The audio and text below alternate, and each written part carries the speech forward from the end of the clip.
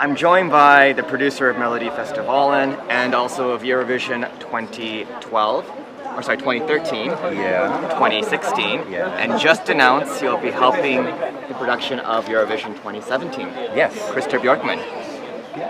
Are you feeling a bit stressed right now with all the work that's ahead of you? Well, you know what? Not really, because nothing compares to the stress we felt in 2013. The first time you do it, the anxiety that you feel almost for 1 year is quite heavy to cope with. But then you do it again, and in 16 there was no anxiety. It was just joy, and you're stressed because it's a lot of work in a short period of time. But you also know that once it's done, and you can relax. So no, I'm not stressed out really. We're in full control with Meldoifestivalen, and I also have a very set way of doing the Eurovision when it comes to the 43 entries. We have a procedure that is set. We await the head of delegation when we will get all the information that we need from the countries, and that's when we actually start realizing their vision, and we try to make it as close as possible that we can. No, I'm just happy, and I'm thrilled, and I'm proud, of course, that they asked me.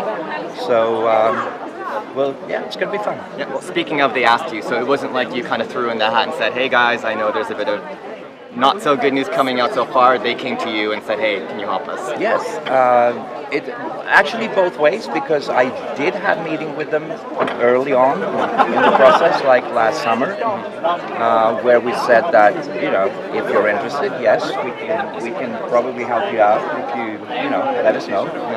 And then it was, we didn't hear anything for a long time, and then they called me actually right before Christmas, and asked me to come over and said, would you be interested in helping us with the contest? And I was like, yeah, sure, call me when you're ready. So you basically knew from around Christmas time that you were going to be part of the Eurovision? I knew that I was thought of, that I was one of the candidates. I didn't know how many they were or anything, but then eventually they came around and said, yes, we would like you to come. And when was that? Recently, or was it just before Meldoifestivalen started this year? Well, actually, you can't really count it till it was actually decided, so it was very, very in recent times. Okay, excellent. Now, a lot of contestants have pressure, especially if they're coming back to the contest, but you've done such a great job with the contest when it was in Sweden. Do you feel a lot of pressures on you because the fans are going to be really thinking now that you're involved? This is going to be another great Swedish standard Eurovision contest. This is going to be an interesting one, because it is not Swedish, it is not German, it is not Danish or Austrian. It's a very pan-European production.